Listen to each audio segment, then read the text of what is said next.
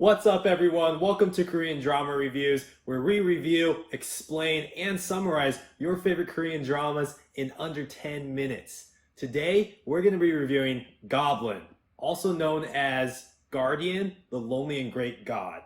So sit back, relax, and let's put 10 minutes up on the clock. The story starts off with an old lady showing a young girl a jade ring. She tells her about a story of a goblin who is cursed and cannot die unless his wife pulls out a sword. Flashback. This guy is the goblin, and we learn that he is a great general. This little dingleberry is the king, and he gets jealous of his general and orders his queen and the general's men to be killed. We see that the queen is wearing the same ring that was shown earlier to the girl. One of his men stabs him in the chest, and he lies there dying in the grass. He is granted conditional immortality. Back in the present, we see this guy, who is the Grim Reaper, at the site of a car accident. A girl has died and he is escorting her away. The analogy here is teacups representing a soul which has passed on. The goblin walks by and nods at the Grim Reaper as they appear to be acquaintances. The goblin is sitting here chilling when he happens to see a woman get hit by a car. He saves her and she gives birth to a girl named Yoon Tak. But this girl is special because as she grows, Yoon Tak starts seeing things that no one else can see. For example, she sees the Grim Reaper here and he is surprised because typically when he puts on his hat, it makes him invisible to humans. Yoon Tak is now a senior in high school, and while walking home, she walks past the goblin. She heads to the ocean with a birthday cake and wishes for a good job and a boyfriend. The goblin hears the wishes and suddenly appears. It turns out she can summon him whenever she blows out a candle, although they're both unsure why this happens. They are also surprised to see that she can walk through his portals to different locations. Here they are in Canada, and then back to Korea. The two of them talk, and she tells him that she is his wife and she will marry him. He doesn't believe her because only his wife can see the sword stuck in him, and she cannot see it. Throughout the years, there has been a family who has sworn loyal to the goblin. However, he's not too fond of the latest descendant at first, Duk Hwa, who ends up renting out his house to the Reaper, making the two of them now roomies. Yoon Tak lives with her aunt and they don't treat her very well. She wants to move out but doesn't have any money or a job, so she gets a job with this girl named Sunny at a chicken shop. The Reaper tells Yoon Tak that she's been dodging him for the last 19 years. He tells her that she should not have been born and that she is his next target. The goblin appears and says he will protect her. Loan sharks arrive at Yoon Tak's house, and her aunt says to go find Yoon Tak to pay off their debts. The loan sharks kidnap Yoon Tak and are roughing her up when the goblin and the Reaper arrive and rescue her. Yoon Tak has been sleeping at the chicken store, and Sunny allows her to stay as long as she showers. Nothing worse than a stinky chicken. The Reaper is walking and stops an old woman selling things. We learn that in order to become a Reaper, you have to have committed a great sin. He sees a jade ring and reaches to grab it and meets Sunny. Yoon Tak goes to her favorite spot by the sea to cry and drown out her sorrows, and it starts to rain. She turns around and sees the goblin behind her holding an umbrella. She goes to visit the goblin at his house, and it turns out that she can actually see his sword. She then asks if she can move in and that this house would be perfect to raise children in. Dang, this girl moves quick.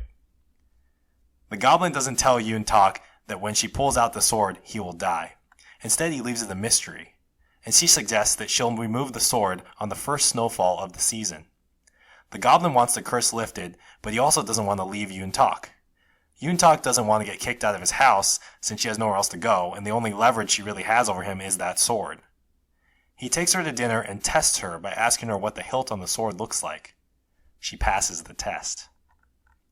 The goblin has a flash forward, and Yoon Tak is now age 28, and she looks happy without him. He doesn't see himself in the future, and he figures what happened was he decided to end his immortality and that Yoon Tak continued having a happy life without him. He goes home and asks Yoon Tak to remove the sword, but she tells him that she wants to wait for the first snowfall. When the first snow starts falling, she reaches to grab the sword, but she is unable to touch it and can't pull it out, so she instead gives him a little kiss. They are both stunned that she can't pull out the sword, and they wonder maybe true love is needed to remove the sword. She apologizes for not being able to pull out the sword and tells him that she really does want to be his bride and start a family because she's never had a family herself. She cries and he hugs her.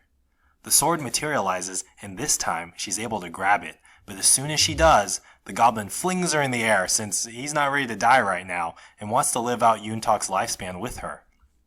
We learn that Yuntalk is the goblin's first love in his 900-year-long life, and that in fact, he did not have a relationship with the queen that was killed before. The goblin runs into a lady in red. She tells him that she created him and that he needs to remove the sword ASAP. The lady in red warns him that if he doesn't die soon, that he'll have to wait another 1,000 years for the next opportunity. She says that if he lives, then Yuntalk will die. She says that Yuntalk was fated to kill him, and that if she cannot fulfill her destiny, then she shall not exist. Yuntalk learns the truth about what will happen to the goblin if the sword is removed and gets upset and runs away. The Reaper notices that Sunny has a jade ring on her finger. Flashback, we realize that the queen is Sunny, and she is also the goblin's sister. The evil minister advises the king to kill the queen and her brother as they are both liabilities to the throne. The king demands that the queen make a choice between him or her traitorous brother. We learn her decision as she takes an arrow to the back. Meanwhile, Goblin and Yuntalk are starting to fall in love, and he saves her from some thugs and they share a moment. They tell Sunny the truth of her past, and at first she doesn't believe them, but then she claims she can actually feel the arrow in her heart. The Reaper gives Sunny a bouquet of daisies and also tells her that he's the Grim Reaper. When the goblin tells Yuntalk that she will die if she doesn't pull out the sword, she tells him that she would rather die together because he's the reason she wants to live. He cries in her arms. Suddenly, the evil minister appears and tells Yuntalk that the goblin killed him and says that it was the Reaper who had commanded that the goblin be killed by the sword. The Reaper is outside of Sunny's house and tells her that the Grim Reaper's kiss will make someone remember their past life. He kisses her and we see that the queen is Sunny, and that the king is the Grim Reaper. He tells her that she will die if she takes the side of her brother. The Reaper tells Sunny to forget the past, and she falls to the ground in tears holding her heart. Sunny and her brother reunite and she apologizes to him. We then see the minister being attacked by the goblin. He tells the goblin that his enemy has been by his side the entire time, and that the Reaper is actually the king.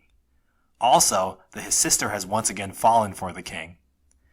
The goblin goes looking for the Reaper. The goblin grabs the Reaper by the throat and tells him that he ruined his life and killed everyone he ever cared about. The Reaper looks at him, crying, and the goblin leaves. We learn that the evil minister talked the driver into hitting Yuntalk's pregnant mom with his car, and he's also behind a lot of other bad things that happen to them. He tells the Reaper that he will kill Sunny again in this life. Flashback. We see the Reaper King being served poison medicine by the evil minister and realize that he's committing suicide because of his guilt. He walks along the village and gives his wife's jade ring to that old lady that sells stuff on the bridge. Yes! The Reaper weeps when confessing to the goblin and asks him to kill him. The goblin just walks away. The evil minister tries to kill Sunny, but Yuntalk protects her. The goblin and the Reaper settle the differences and work together again to try and take down the evil minister. Apparently, the evil minister evaded the Reapers this entire time. The Reaper also learns that Yuntalk will die soon. The goblin reveals that the reason why he went back to the king was to tell him to kill the evil minister. He had no idea that him and his sister were going to die. Then he realizes that the sword in him is used to kill the evil minister. The Reaper King meets with Sunny and she tells him that they have to break up and gives him back the jade ring. The showdown with the evil minister begins.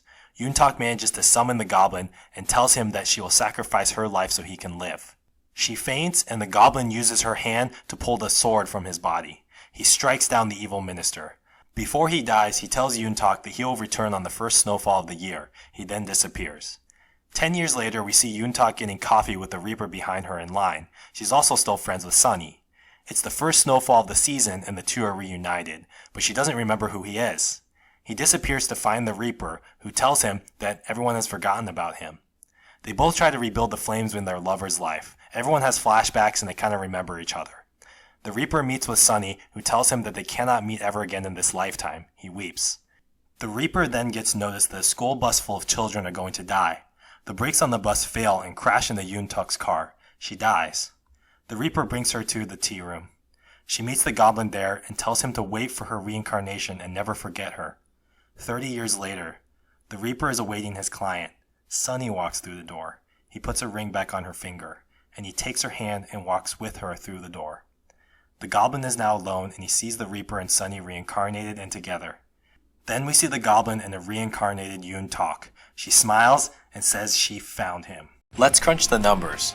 Goblin, Guardian the Lonely and Great God, was a 16-episode series totaling a watch time of almost 24 hours. For Korean drama reviews to do this summary and explanation in under 10 minutes, that means each episode had to be reviewed in 25 seconds on average. Did you like our review? Let us know in the comments below, and be sure to hit that like and subscribe button. We look forward to seeing you on our next video.